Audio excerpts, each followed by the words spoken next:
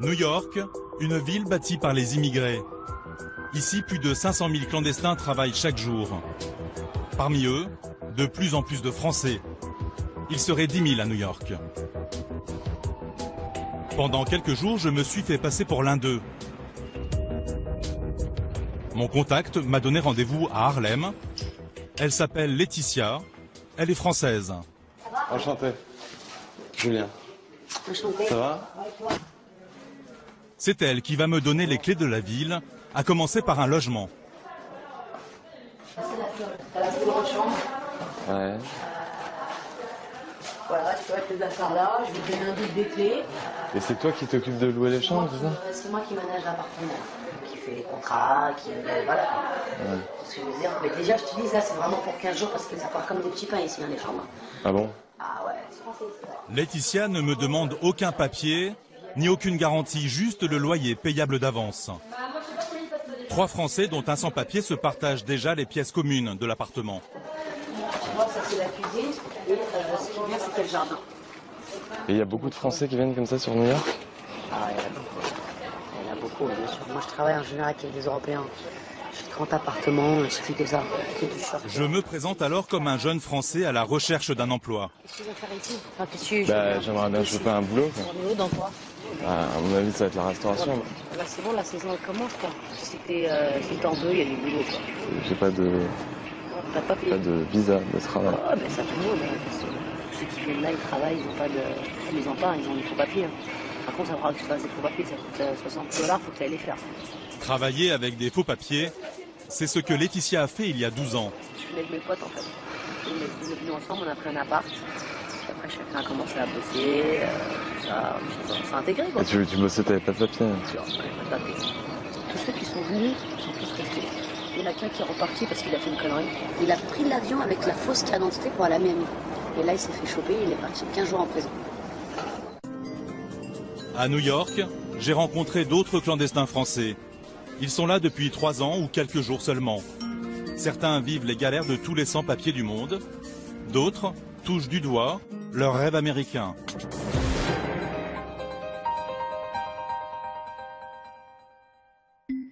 Mon enquête commence sur les sites destinés à l'expatriation vers les États-Unis. On y trouve des messages de Français illégaux aux États-Unis, des forums sur le mariage blanc et même les profils de Français candidats à l'exil mais sans visa de travail. Sur un de ces sites, je suis entré en contact avec Clémentine et Cécile, 2 candidates à l'immigration illégale. 2 Françaises Ça va? qui vivent au Canada, à Montréal. Vous partez dans quelles conditions? Conditions sans papier. Travailler aux États-Unis sans papier, c'est rentrer en tant que touriste en fait. Et puis, c'est essayer de trouver des petits jobs au black. Et c'est ça, en fait. Donc c'est être dans l'illégalité totale. Voilà. Ah. Pour elle, New York est un rêve. Mais pourquoi le New York Times? New York. American Dream. Qu'est-ce que je te dise? Rien d'autre à dire. C'est à Montréal que je retrouve les 2 jeunes femmes. C'est la veille de leur départ. Avec une amie, elle prépare la valise de Cécile. Bon, c'est parti, on trie quand même. Il y a des trucs qu'on enlève, mais pas tout. Pour ne pas éveiller les soupçons, elles ont choisi de voyager léger. Je voudrais des choses pour pouvoir travailler, bien sûr. Et puis, je voudrais aussi un petit peu de choses pour faire la fête. Et puis, pour... Je comprends pas. Pour profiter de la ville, c'est vrai que là-bas, ils ont tendance à être un peu tout stylés. La dernière fois qu'on y a été, on s'est dit, ok, il y a un petit décalage, t'as pas trouvé? Partir travailler à New York, elles en rêvent depuis 6 mois. Non, mais elles nous bouffent les oreilles avec leur histoire de New York, là. Mais elles n'ont pas toutes les 2 les mêmes motivations, mais dans les 2 cas, elles ont vraiment envie d'y aller, quoi. Et puis d'avoir autre chose que ce qu'on a ici, quoi. Donc c'est cool. Moi, je trouve que c'est une bonne idée. T'as envie de vivre au moins quelques temps là-bas pour vraiment ressentir la ville, puis c'est ça, j'ai envie d'avoir cette expérience-là. Clémentine quitte son poste de secrétaire médicale et rêve d'être maquilleuse pour enfants. Cécile, qui est assistante photographe, vient de perdre son emploi. Tous leurs espoirs professionnels, elle les reporte maintenant sur leur aventure new-yorkaise. Et j'aimerais bien trouver quand même un emploi en photographie. Après, Je vais postuler ailleurs parce que j'ai pas envie de dépenser non plus, de rester longtemps et de dépenser trop d'argent en étant inactive. Je vais postuler aussi comme serveuse ou comme barmaid. C'est un peu ça l'idée. Quelques heures avant le départ, famille et amis les attendent pour une petite soirée d'adieu. L'ambiance, jusqu'à la musique, est inspirée par New York.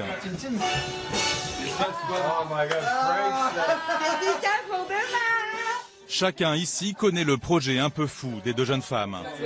Ça fait tellement longtemps qu'elle en parle que ça va être une aventure. On a hâte de voir les photos. J'ai une vidéo d'elle, elle a 8-9 ans et elle parle déjà de ça.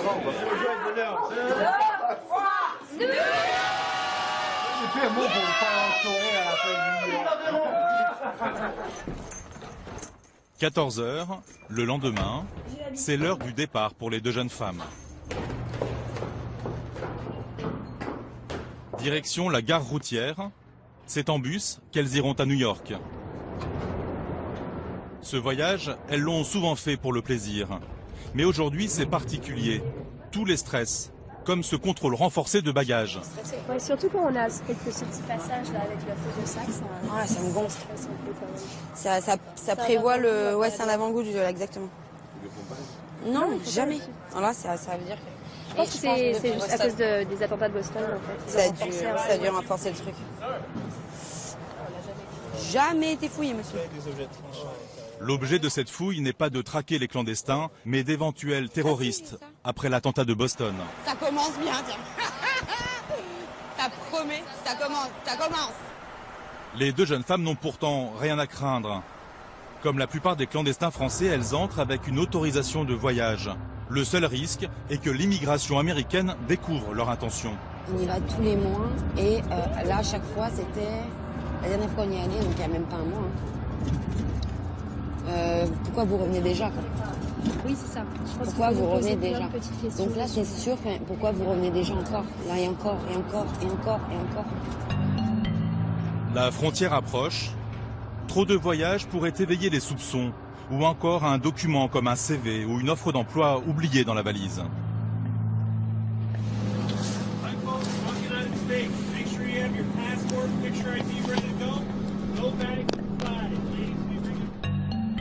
Chaque valise est fouillée, chaque passager est interrogé. Les deux jeunes femmes se font passer pour des touristes, et ça marche. Clémentine et Cécile sont soulagées. On est aux États-Unis. On a le pied aux États-Unis. Ouais, ça y est. Ça y est. Premier pied aux États-Unis. C'était beaucoup plus simple que les autres fois. C'est beaucoup plus simple que les autres fois. Après 7 heures de bus, Manhattan est en vue. Il est 2 heures du matin. Malgré la fatigue pour Cécile et Clémentine, l'aventure a bel et bien commencé. C'est cool, enfin. Enfin. Ça, là, je retrouve... Voilà, ce que j'avais perdu, en fait.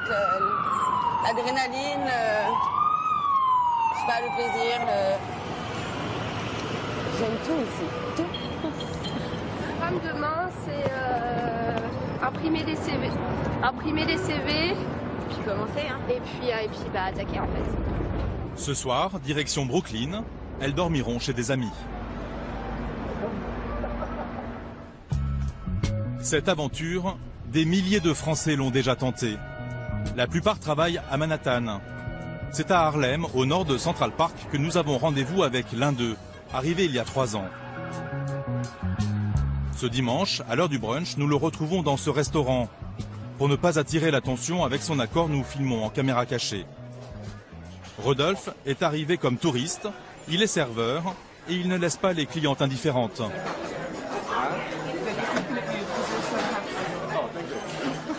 What did you say? So just looking at him because he's so handsome. Malgré les apparences, tout ne va pas si bien pour Rodolphe. Son patron lui a retiré les services du soir les plus rentables en pourboire. Il m'a enlevé tous les chiffres du soir. Il m'a mis 4 matins. Nous le retrouvons après son service. Dans ce restaurant, Rodolphe est sur la sellette. C'est ça le truc, c'est qu'ils veulent me virer. Parce qu'hier, pendant le service, sorti, j'ai fumé une cigarette derrière là-bas. Mais pendant le service, il y a des gens qui boivent le soir jusqu'à ne plus savoir servir les clients tellement qu'ils sont sous en plein service. Et ça, vous en dites quoi? Ils font 3 fois plus d'argent que moi parce qu'ils ont que le soir, ils ne travaillent pas le matin. Et je vais commencer à chercher un nouveau travail. La galère new-yorkaise, Rodolphe connaît. Quand il est arrivé aux États-Unis, cet artiste a pu réaliser son rêve, ouvrir un magasin de t-shirts dont il dessinait les motifs.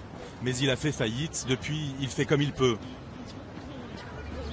Il y a eu ces moments où je me suis retrouvé, j'avais strictement rien. $100.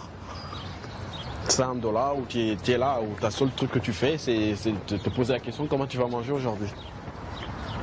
Mais t'as quand même pas dormi dans la rue? Non, jamais. Je me suis toujours démerdé pour payer là où je dors, au moins ça. Sans papier, sans argent, Rodolphe vit comme un exilé. Il n'a pas vu sa famille depuis 3 ans. Demain j'ai envie de rentrer, je prends mon billet, je rentre. Ça c'est aussi rapide que ça. C'est pas compliqué de rentrer? Non, peut-être difficile de revenir. C'est pas la sortie comme on dit le plus dur aux États-Unis, c'est l'entrée. S'il rentre en France, l'immigration américaine découvrira son statut de clandestin et il ne pourra pas revenir aux États-Unis pendant 10 ans. Rodolphe se sent new-yorkais, mais sa seule crainte, c'est la délation. J'ai beaucoup de potes américains. Et ils le savent? Non, mais je leur dis pas. Enfin, je vais pas crier sur le toit de l'Empire State que je suis illégal aux États-Unis quand même. La règle d'or pour les clandestins, n'en parler à personne. Alors des amis dans la confidence, Rodolphe les compte sur les doigts de la main, ce sont des étrangers comme lui. L'un d'eux, en situation légale, lui a donné un coup de main pour ouvrir son compte bancaire. Il n'est pas à mon nom. Il est au nom d'un pote à toi? D'un pote à moi, d'un pote sûr. Il a ouvert un compte à son nom, il a remis la carte directement.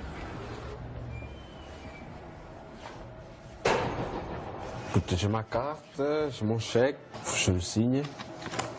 Un chèque de $600 pour 3 jours de travail. Un compte en banque qui lui permet de ne pas avoir trop d'argent sur lui. Je vais mettre ça dans le compte qui me sert des petits achats quotidiens comme les transports de train. Tu as mis de l'argent de tête? Toujours. Depuis l'accident qui s'est passé à mon magasin, toujours. Ouais. Donc la meilleure des choses quand tu as un travail, c'est d'essayer de coffrer le plus d'argent que tu peux. Depuis 3 ans, Rodolphe déjoue les services de l'immigration. En 2012, sur tout le territoire américain, 400 000 illégaux ont été expulsés. Parmi eux, 148 citoyens français. Beaucoup vivaient à New York. Au consulat français, situé à côté de Central Park, les échanges avec les services de l'immigration américaine sont quotidiens. Bertrand Lortolari, consul général de France à New York, en fait d'expérience depuis sa prise de fonction en septembre 2012. C'est quoi ça, monsieur le consul ? Ce sont les services de l'immigration qui nous signifient qu'ils ont interpellé un citoyen français qui a dépassé son temps de séjour autorisé aux États-Unis. Donc la procédure de reconduite à la frontière va être engagée. Ce citoyen français va être reconduit en France et il s'expose à une interdiction de séjour sur le territoire américain jusqu'à une durée de 10 ans. Et c'est quelque chose qui arrive souvent ? C'est quelque chose qui arrive de façon régulière, heureusement pas de façon quotidienne, mais c'est une procédure à laquelle nous sommes habitués. Pour éviter ces expulsions, le consulat fait appel depuis 12 ans à un avocat américain. Alors Pierre-Georges Bonnefil est avocat spécialisé dans le droit de l'immigration. Il a la gentillesse de renseigner nos compatriotes français sur les modalités de séjour aux États-Unis, quel visa, pour quelle durée. Cet après-midi, ils seront 25 à venir consulter l'avocat. Je ne sais pas exactement qu'est-ce qui nous attend, mais je sais que typiquement dans une journée, on a des illégaux, on a des investisseurs, on a des étudiants, on a des stagiaires, on a tout type de situations différentes. Ils ont toujours l'idée, c'est qu'est-ce qu'on peut faire pour rester aux États-Unis, qu'est-ce qu'on peut faire légalement pour rester ici. Aux États-Unis, les lois sur l'immigration sont très contraignantes. Dans la salle d'attente du consulat, une majorité de jeunes, souvent étudiants aux États-Unis, qui aimeraient bien y rester. C'est le cas d'Anne-Cécile, étudiante en histoire de l'art dans une université privée. Des études qui coûtent très cher. Tu le finances comment ? Par des prêts à la banque. Tu fait des prêts à la banque ? Ouais. C'est pour ça qu'il faut que je trouve un job aux États-Unis après ce master. Son visa étudiant ne lui permet pas de travailler. Bonjour. Mais beaucoup d'étudiants enfreignent la loi. travaille avec ce qu'on dit au black, donc il touche, il travaille ici. Il y en a beaucoup qui disent, regarde, j'ai besoin de travailler, je ne peux pas vivre ici à New York, la vie est chère.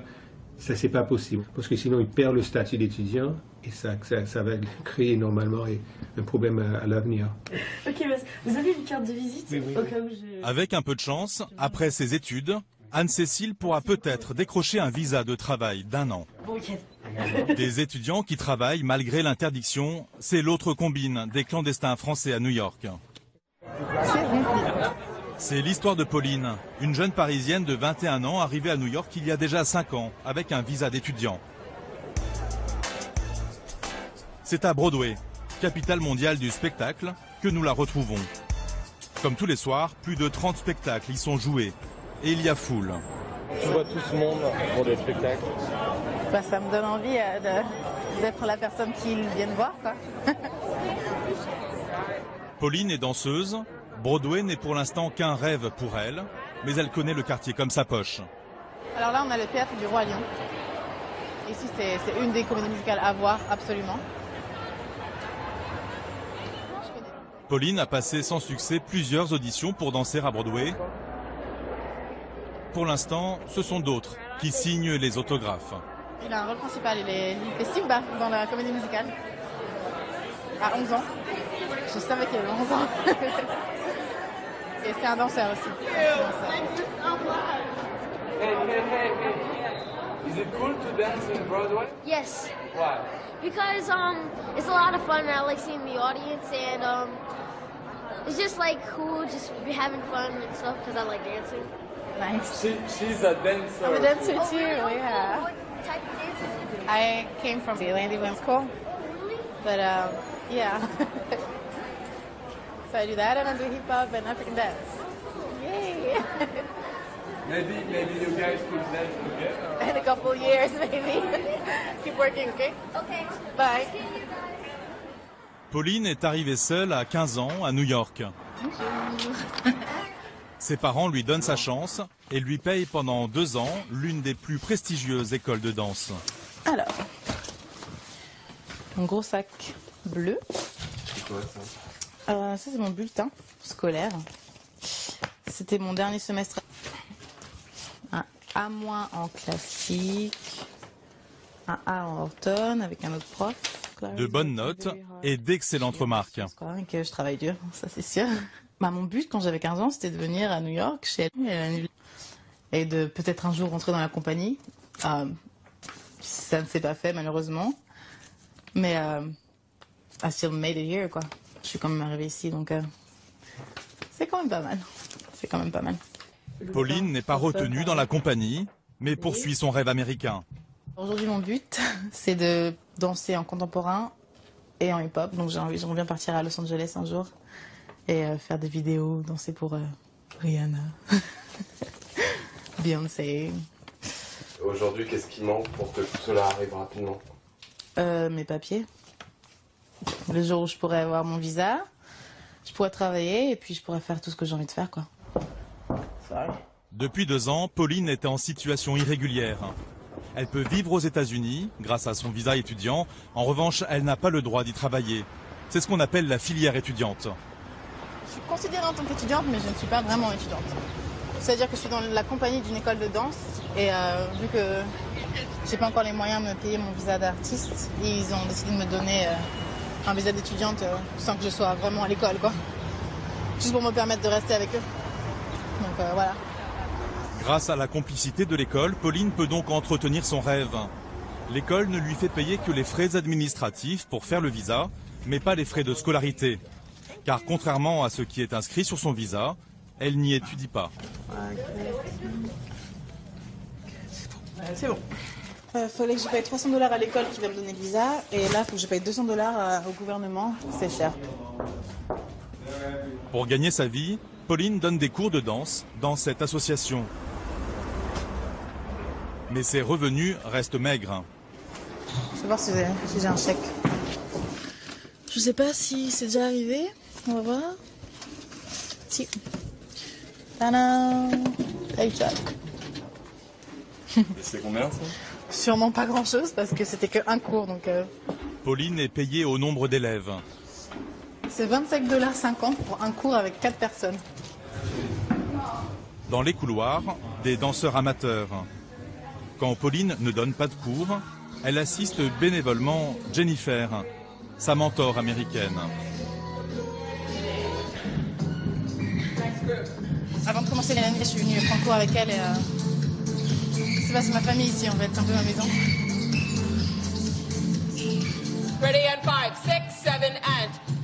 Comme elle n'avait pas de famille ici, on l'a entourée. On est devenu sa famille ici à New York, car on peut vite se sentir seul à New York. Jennifer sait que la situation de Pauline est précaire. J'ai moi-même connu beaucoup de danseurs de talent qui ont été expulsés. Ils ont dû retourner au Japon ou en Italie. Pour ne pas connaître le même sort, Pauline devra obtenir un visa d'artiste.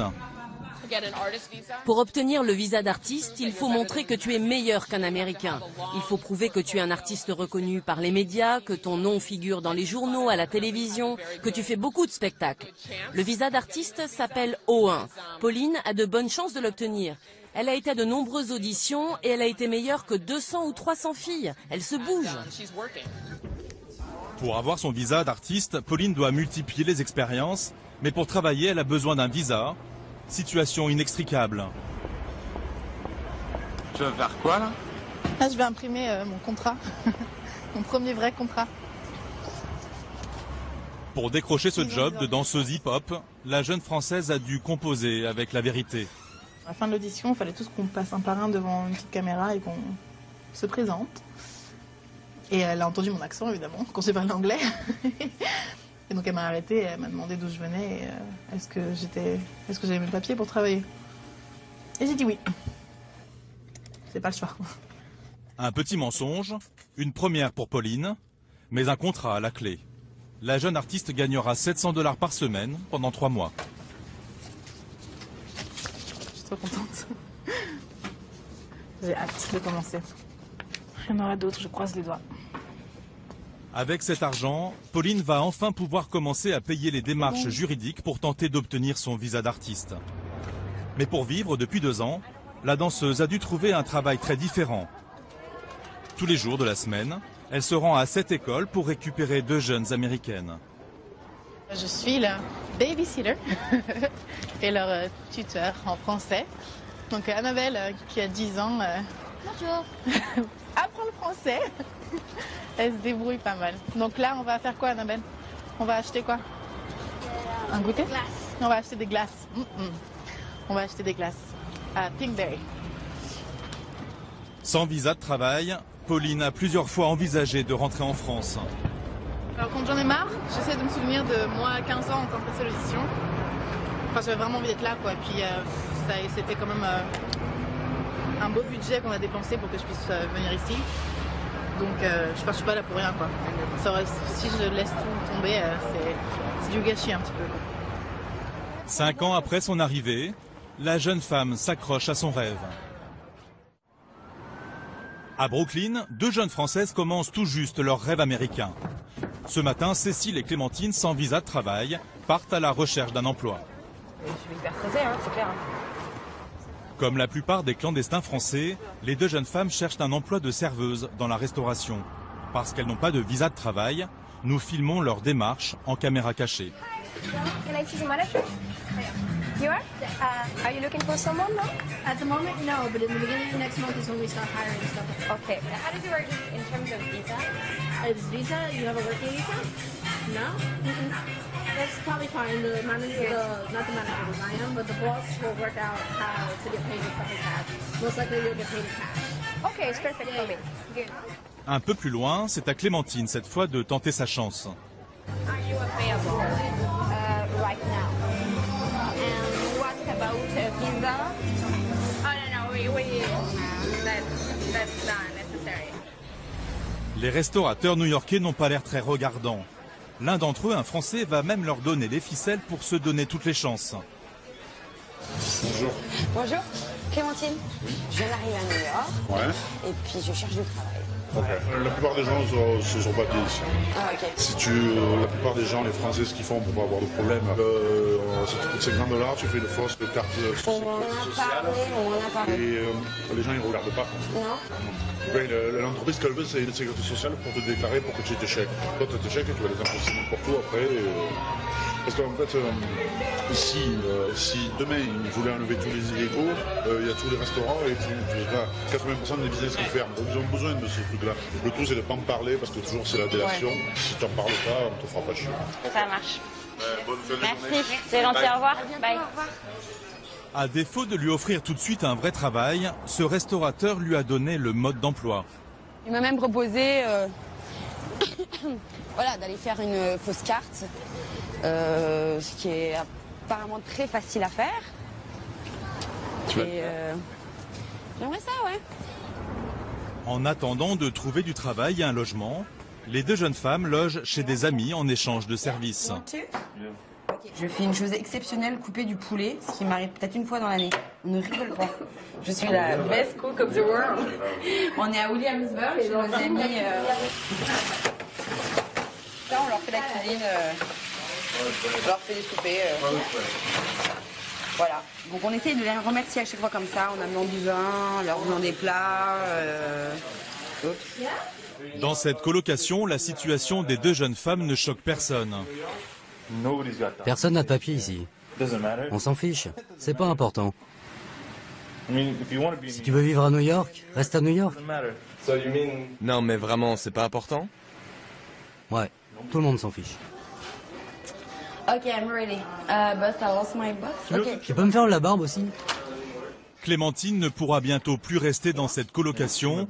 Elle va devoir bientôt tout faire pour trouver un travail. La plupart des Français qui tentent leur chance à New York parviennent sans trop de mal à tirer leur épingle du jeu. Arrivé il y a 3 mois, Clément n'a reculé devant rien pour atteindre son objectif. Originaire du sud de la France, ce jeune musicien de 28 ans a tout plaqué pour tenter une nouvelle vie. Je suis arrivé ici et en 1 mois et demi, j'ai un appart, un travail et je commence à bien gagner ma vie. Je suis venu ici pour les opportunités, pour le travail en fait surtout, par rapport à ce qui se passe en France en ce moment. Aujourd'hui, je gagne ce que gagne un cadre en France en étant serveur quand même. Serveur dans un grand hôtel, il peut gagner jusqu'à 400 $ par jour. Pour être embauché, il n'a pas eu le choix, il a dû faire de faux papiers. Je lui demande le mode d'emploi. Là, je vais envoyer un message à mon contact, donc je lui demande si on peut avoir les papiers aujourd'hui. Un bon contact dans le répertoire téléphonique. Et tout va aller très vite. On va prendre une photo qu'on va envoyer à mon contact. Et d'ici 1h30 maximum, on aura les papiers, on aura donc une ID et une carte de sécurité sociale qui te permettent ici de travailler en fait facilement. C'est comme ça que tu as fait? C'est comme ça que j'ai fait, ouais. Et personne ne me pose de questions et ça se passe comme ça ici en fait, c'est dans les mœurs. Hello, how are you my friend? I just sent you some SMS. La réponse du contact ne se fait pas attendre. I don't know, in 1 hour, 2 hours max. What do you need? Pictures? Okay, no problem. See you soon. Bye bye, thanks. Avec une photo, 3 textos et un aller-retour en métro, il est aussi facile d'obtenir des faux papiers que de se faire livrer une pizza. Direction le Queens, au nord-est de Manhattan, un quartier latino, au lieu des trafics en tout genre. Dans la cage d'escalier d'un immeuble, nous retrouvons le contact de Clément. How much? 140. 140. Ok, 140, 140. A green card is good. Si vuelvo mañana por la mañana, podría tenerla por el coche. Ok, sí, por tomorrow. ¿Cuánto es por el coche? Por el coche es $100. ¿Tienes muchos franceses que vienen aquí por...? ¿Sí? Sí. ¿Mucho? The contact is why, only why. Mucho francés. Thank you. Thank you. My friend, I just call over here. I just give me the text for the address, like this, y this size color. Please, give me a text for the drive license, porque mucho fucking police today. Okay. Thank you. Thank you. Quelques rues plus loin, un homme va même m'aborder. social, ID. ¿Tienes eso? Sí. ¿Cuánto cuesta? Habla con él. Va tranquilo. Ce rabatteur de faux papiers nous envoie vers son complice. La négociation pour un permis de conduire et un numéro de sécurité sociale se poursuit dans une cage d'escalier. Tout va très vite. Chose étonnante, c'est même lui qui prend la photo. Ok. Okay, that's it. No bueno? Yeah, it's what? Yeah. Check. 1, 2, 3.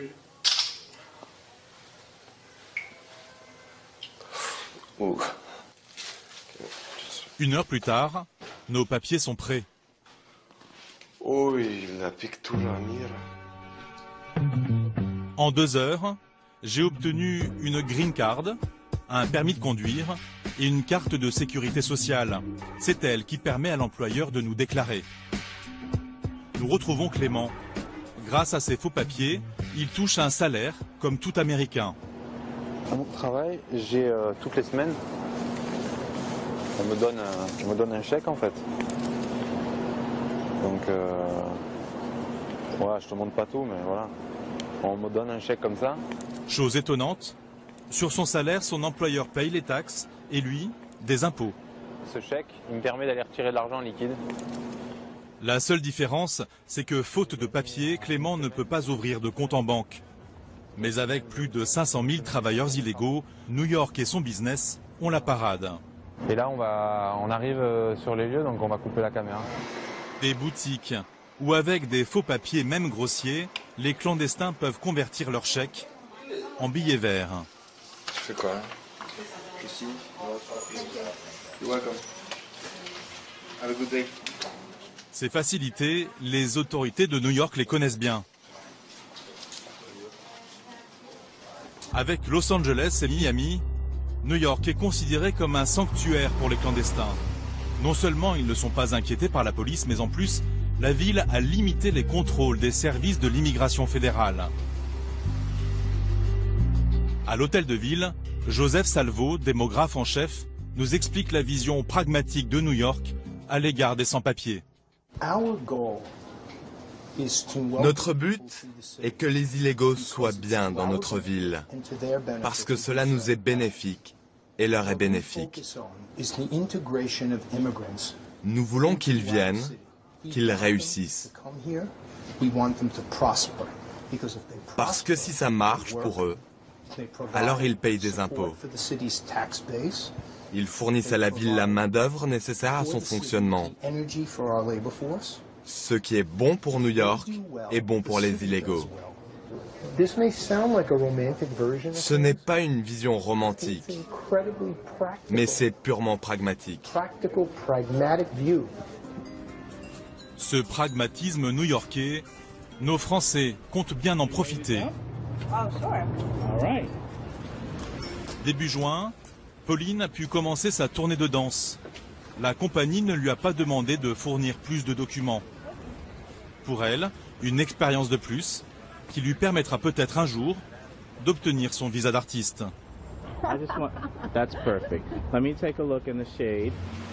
À Brooklyn, nous retrouvons Clémentine et Cécile. Leur route s'éloigne. Cécile a trouvé un appartement et du travail. En attendant de trouver mieux, pour l'instant, j'ai trouvé un petit travail de serveuse dans un restaurant. Ça me fait du cash tout de suite. C'est payé au tips, mais je peux me faire pas mal de pourboires par jour, donc ça, c'est déjà bien. Et puis, je cherche encore, j'ai encore des prochaines entrevues en photographie. Cécile a même trouvé un petit contrat de photographe. Okay. Pour Clémentine, qui parle moins bien anglais, tout reste à faire. Seul son rêve reste intact. Regarde. Regarde la carte postale que c'est. C'est une carte postale et j'y suis. Je la vois en vrai, genre je suis dedans. Si sa situation ne s'arrange pas, Clémentine envisage toutes les options possibles, y compris le mariage blanc.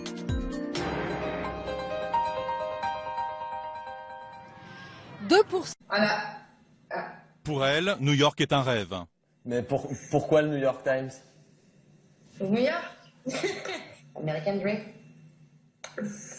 Qu'est-ce que je te dise? Rien d'autre à dire. C'est à Montréal que je retrouve les deux jeunes femmes. C'est la veille de leur départ. Avec une amie, elle prépare la valise de Cécile. Bon, c'est parti, on trie quand même. Il y a des trucs qu'on enlève, mais pas tout. Pour ne pas éveiller les soupçons, elles ont choisi de voyager léger. Je voudrais des choses pour pouvoir travailler, bien sûr. Et puis, je voudrais aussi un petit peu de choses pour faire la fête. Et puis, pour... Je comprends pas. Pour profiter de la ville, c'est vrai que là-bas, ils ont tendance à être un peu tout stylés. La dernière fois qu'on y a été, on s'est dit, ok, il y a un petit décalage. T'as pas trouvé?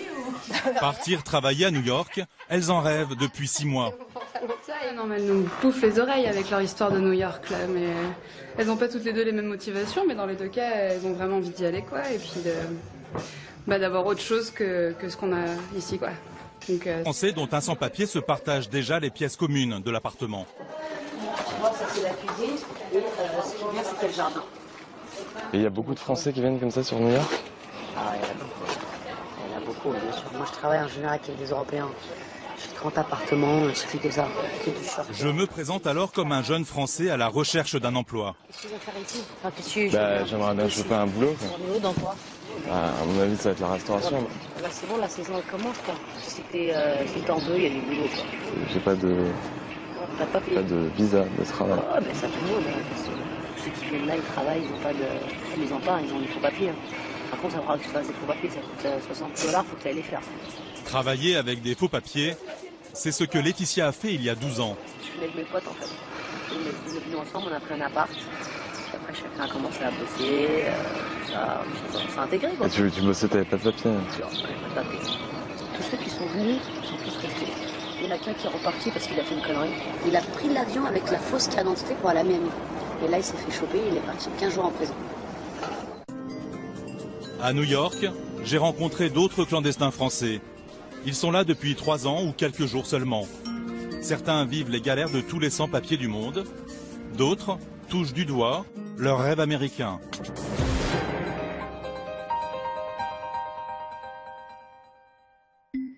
Mon enquête commence sur les sites destinés à l'expatriation vers les États-Unis. On y trouve des messages de Français illégaux aux États-Unis, des forums sur le mariage blanc et même les profils de Français candidats à l'exil mais sans visa de travail. Sur un de ces sites, je suis entré en contact avec Clémentine et Cécile, 2 candidates à l'immigration illégale. 2 Françaises qui vivent au Canada, à Montréal. Vous partez dans quelles conditions? Conditions sans papier. Travailler aux États-Unis sans papier, c'est rentrer en tant que touriste en fait. Et puis, c'est essayer de trouver des petits jobs au black. Et c'est ça, en fait. Donc c'est être dans l'illégalité totale.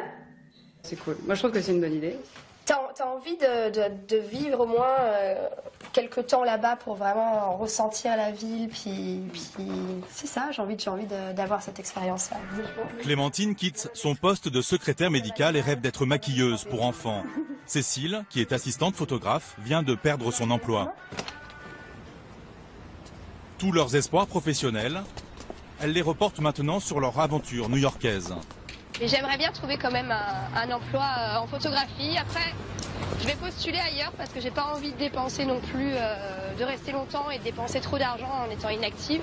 Je vais postuler aussi comme serveuse ou comme barmaid. C'est un peu ça l'idée. Quelques heures avant le départ, famille et amis les attendent pour une petite soirée d'adieu. L'ambiance, jusqu'à la musique, est inspirée par New York.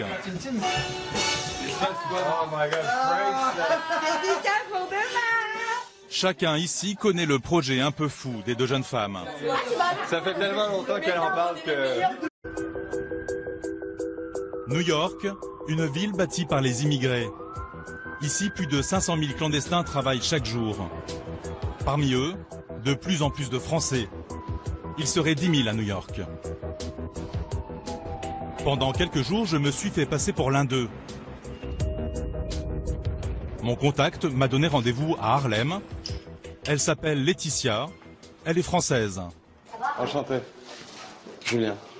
Enchanté. Ça va? C'est elle qui va me donner les clés de la ville, à commencer par un logement. T'as la plus grande chambre. Ouais. Voilà, tu peux mettre tes affaires là, je vais te donner un double des clés. Et c'est toi qui t'occupes de louer les chambres, c'est ça? C'est moi qui manage l'appartement, qui fait les contrats, qui... Voilà. Ouais. Ce que je veux dire. Mais déjà, je te dis, ça, c'est vraiment pour 15 jours parce que ça part comme des petits pains ici, hein, les chambres. Ah bon? Ah ouais, c'est français ici. Laetitia ne me demande aucun papier, ni aucune garantie, juste le loyer payable d'avance. 3 francs.